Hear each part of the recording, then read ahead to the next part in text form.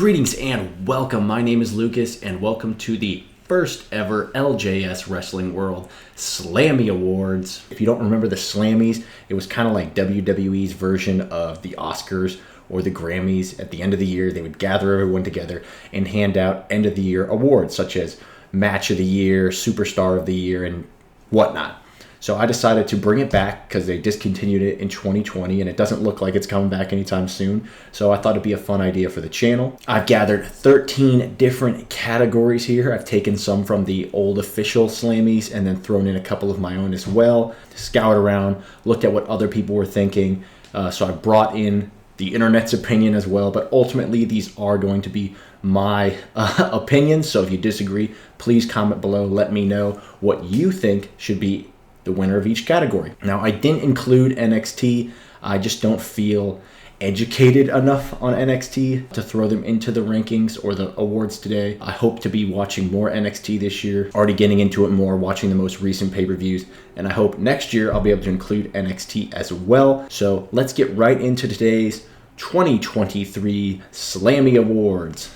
Male Superstar of the Year, and the nominees are LA Knight, Seth freaking Rollins, Cody Rhodes, and the winner is Cody Rhodes. Cody Rhodes had to be Superstar of the Year for me.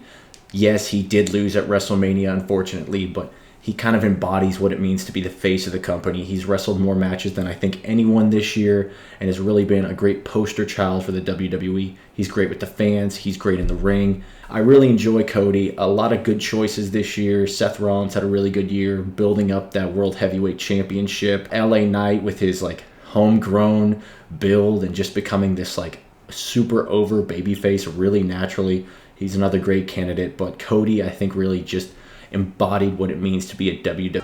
Female Superstar of the Year, and the nominees are Io Sky, Rhea Ripley, Becky Lynch, and the winner is Rhea Ripley.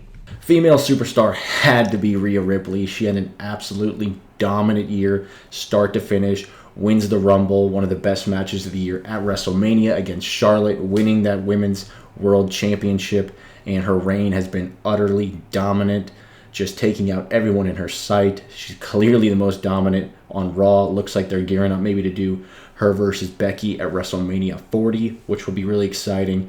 But other than Rhea, I thought Io had a really good year, winning her WWE Championship after cashing in Money in the Bank at SummerSlam, so honorable mention to her.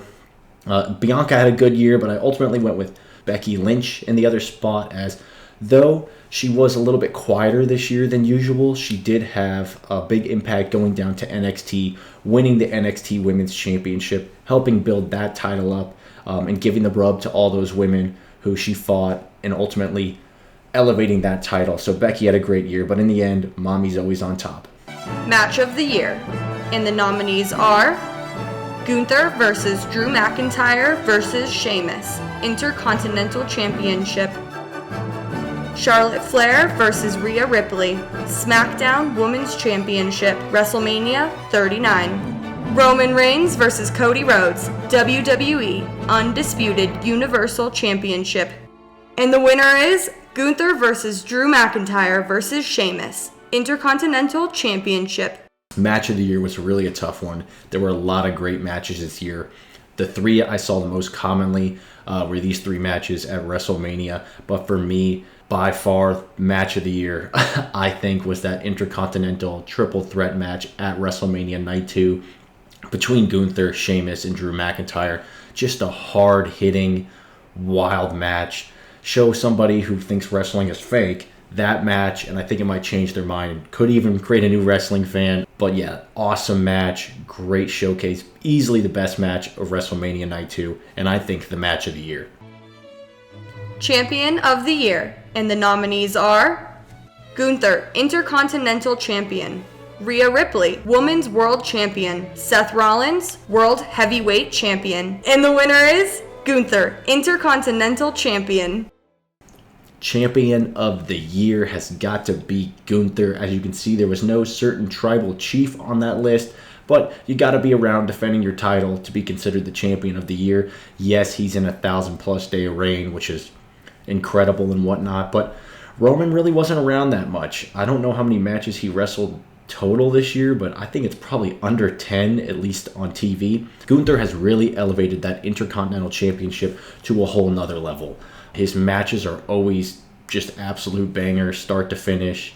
He really made that title a valuable title that's up there with the World Championships, and his reign keeps going and going. He's now the longest reigning Intercontinental Champion of all time. I don't know who will eventually dethrone him. I thought maybe they were pushing Chad Gable, but that looks like it's not going that way now, but we'll see ultimately who beats Gunther, but definitely the champion of the year. For me, I thought that Rhea, again, very dominant, but her title defenses haven't been as great as Gunther's, and then Seth as well has really elevated the World Heavyweight Championship.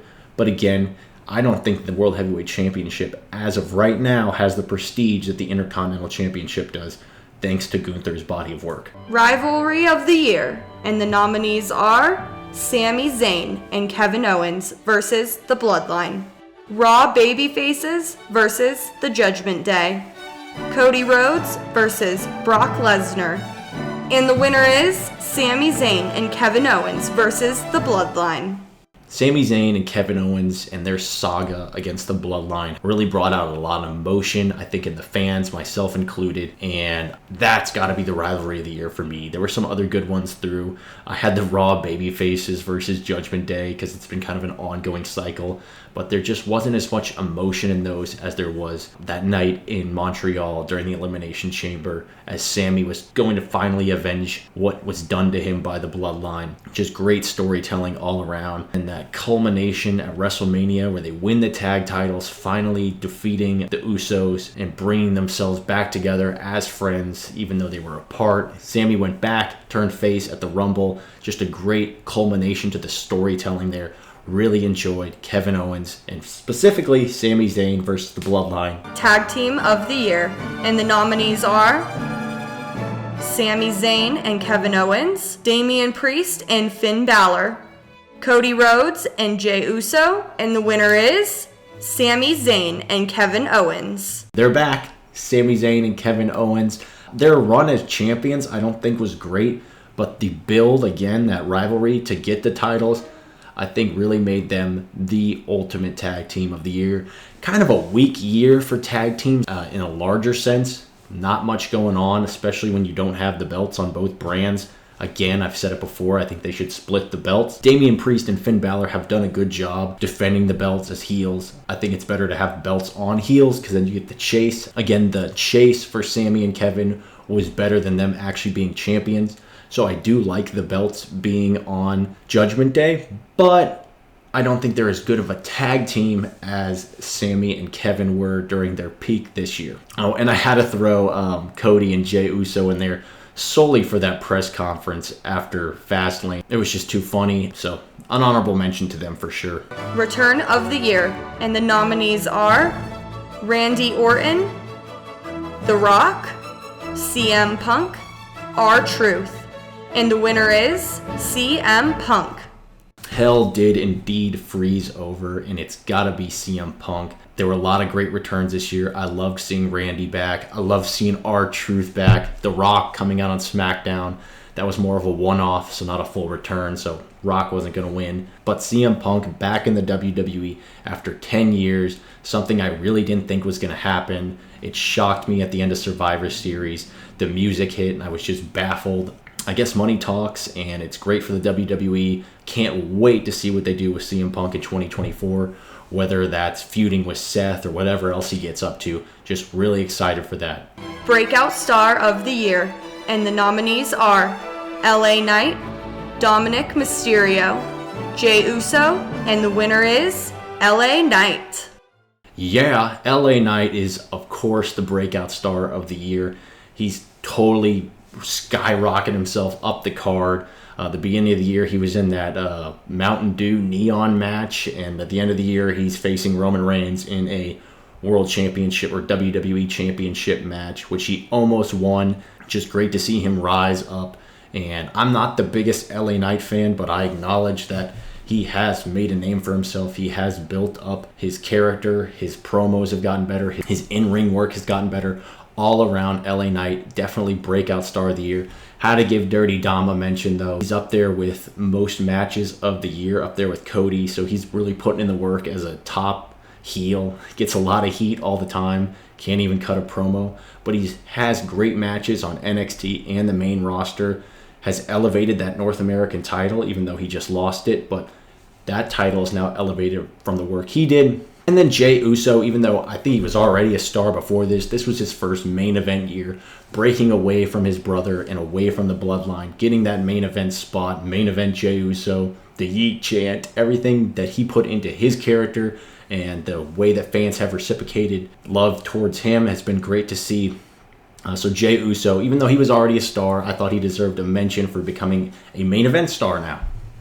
Celebrity of the Year, and the nominees are Logan Paul, Bad Bunny, Snoop Dogg, and the winner is Logan Paul. Celebrity of the Year was basically a two-horse race. I threw Snoop Dogg in there because I couldn't think of anyone else for a third nominee. He did have a match, but it was only because Shane McMahon blew out his quads and then Snoop Dogg dropped a people's elbow. So I threw him in there just as we had to have three nominees, I guess. But I ultimately went with Logan Paul just a tad over Bad Bunny because he did end up winning the United States Championship at Crown Jewel. He's had a lot of great matches this year, multiple great feuds with Seth Rollins, with Rey Mysterio, and with Ricochet. He's just a natural wrestler and a natural heel. I can't wait to see what they do with him come WrestleMania season. Maybe an LA Knight match. That could be really cool. Glad the title is on him. I know a lot of people are upset about it, but I think it elevates the title for sure. Gets more eyes on wrestling, and that's great.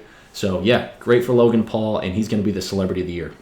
Best Crowd of the Year, and the nominees are San Juan Backlash, Montreal Elimination Chamber, Chicago Survivor Series, London Money in the Bank, and the winner is San Juan Backlash. This was another tough one. There's been a lot of great crowds this year, but ultimately I went with that San Juan crowd for Backlash. Bad Bunny's entrance alone made that crowd just top tier. They made that night. Backlash would not have been as good without that crowd, and I really enjoyed seeing what the WWE can do outside of the United States. That's why all three of my picks were actually out of the US this year. We had Montreal for the Elimination Chamber, just an epic crowd. The Sami Zayn Roman Reigns match at the end when they're just staring each other down for 2.5 minutes, that could only be pulled off because of that crowd. They had great energy. You could feel the emotion in there, how bad they wanted Sami to win. And then London for Money in the Bank. They're always a great crowd. I don't think that show fully lived up to that crowd, but it was a decent show nonetheless. But those are the best crowds of the year, and San Juan takes the cake. Couple of the Year, and the nominees are Rhea Ripley and Dirty Dom, Edge and Beth Phoenix, Samantha Irving and Ricochet. And the winner is Rhea Ripley and Dirty Dom. Dom and Rhea take Couple of the Year. Though they are not actually together, they both have significant others outside of kayfabe. They've been a joy to watch. It's entertaining watching them go back and forth, and the kayfabe love they have for each other, and how she wears the pants, mommy's on top, and just the back and forth that they've had all year has been funny. I had to give a mention to the grit couple of Edge and Beth Phoenix. They had a great match against Rhea and Finn Balor at Elimination Chamber. They're actually a real-life couple, so maybe I should have put them, but I love me some Dom and Rhea. And then Samantha Irving and Ricochet. I couldn't really think of a third couple, and then I was like, oh yeah, Samantha Irving is with Ricochet. And during the feud with Logan Paul, Logan even called out their relationship. So it did get brought into the storyline, so I enjoyed that, but ultimately, I'm going to go with Rhea and Dom. Faction of the Year, and the nominees are The Bloodline, Damage Control, Judgment Day, and the winner is Judgment Day. Judgment Day was the most dominant faction this year. There was a point when they all held gold after Payback, and that cool shot where they all raised their titles on the ramp. The Bloodline kind of fell apart this year. There's less members now. They fractured. We had the Bloodline Civil War. Yes, they're a good faction from a storytelling point, in my opinion, but they fell apart, and it looks like the Bloodline story might be wrapping up. I don't know. Paul Heyman said they're only at the bottom of the third inning, so we will see what happens with the Bloodline. And also a shout out to Damage Control. I think they've really made themselves known as the most dominant faction in the women's division, especially on SmackDown. And even though I think they should have won the War Games match, it'll be interesting to see where they go with their story next. As the dynamics of the faction are changing, Bayley might be on her way out. Maybe we'll get a Damage Control collapse Civil War Bloodline style approaching WrestleMania. So they did a great job of building themselves up, but Judgment Day was the most dominant this year. Show of the year. And the nominees are WrestleMania 39, Elimination Chamber, Survivor Series, and the winner is WrestleMania 39. Show of the year was also a really tough call. I ultimately went with the same one I went with on my PLE ranking videos. Go check that out. But there wasn't a weak show this year, but WrestleMania, having the two nights helps, but night one alone was flawless. Night two gave us, my opinion, match of the year. So I went with WrestleMania. Elimination Chamber was great. Survivor Series was insane. Backlash was awesome. I don't think there was a bad show this year. They were all solid, so really tough outing, but WrestleMania is their biggest show, so it should be their best show of the year. So in the end, I went with WrestleMania. But that's going to do it for our 2023 Slammy Awards. Let me know what you think the winner of all these different categories should have been. Did I miss anybody? Is there another category I should have done? Go check out that PLE ranking video I did. Going to do top 10 matches of the year coming up here soon. And go check out my recent Randy Orton narrative video on his career-defining moments. So like, subscribe, do the whole 9 yards, comment below. Let me know what you think, and see you next time. Bye-bye.